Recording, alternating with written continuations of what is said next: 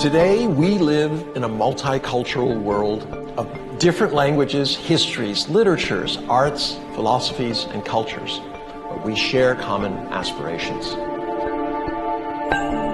Understanding both our differences and our commonalities are the keys to maintaining global harmony without an insistence on uniformity.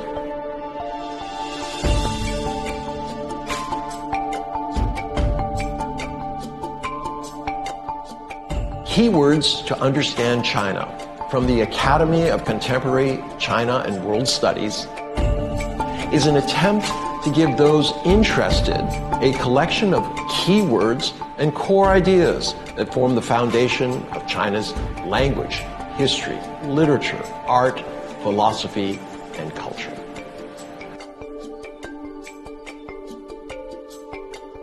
My name is Einar Tangen. I'm here to offer you a first look at the book.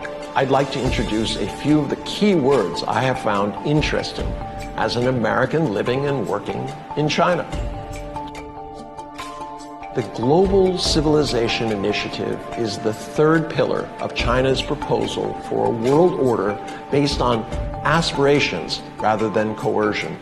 An initiative that is about creating harmony by accepting differences, not coercing uniformity.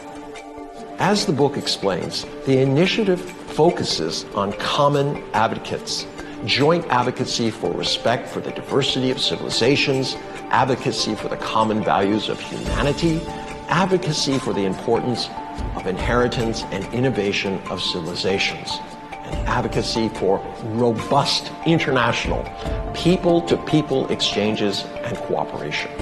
All countries are united in their aspirations for a secure, sustainable path to development which respects their differences and choices. No country sees itself as a peg to be shaped by others so it can be fitted into a designated hole.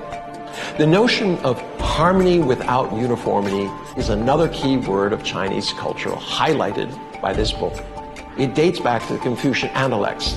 The gentleman aims at harmony, not uniformity, meaning that each of us has our own ideas, but harmony does not depend on having the same ideas.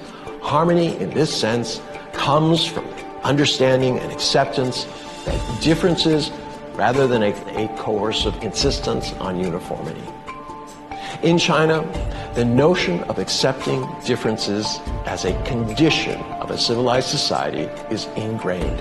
Seeking harmony requires reconciling differences, striking a balance between them, the opposite of an insistence on uniformity.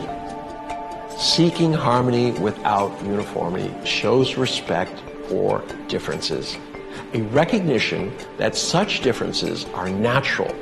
As with the ancient book of changes, the I Ching, everything has its place and value. For China, the Global Civilization Initiative is about recognizing and respecting the differences between countries while acknowledging that they share common aspirational goals for their people in terms of security, sustainability, peace, development, respect, and self-determination. For this to happen, people, businesses, and countries need to learn, understand, talk, and respect each other's points of view, societies and civilizations. It will require people-to-people, business-to-business, and country-to-country engagements through educational, cultural, and government exchanges. To give you an example of this, in my dealings in business and communication, there's often the sense that on the Chinese side, people nod. But in China, a nod does not necessarily mean agreement. What it means is that I hear you, I respect what you're saying, and I'm trying to understand it.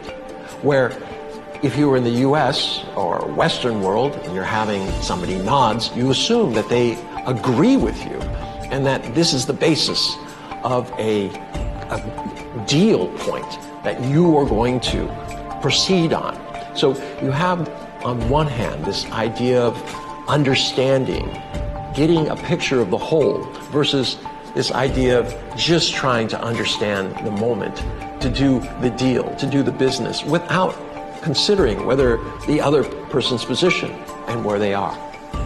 So this has been the first episode of this series. The next one is the Belt and Road Initiative. I hope you stay with us.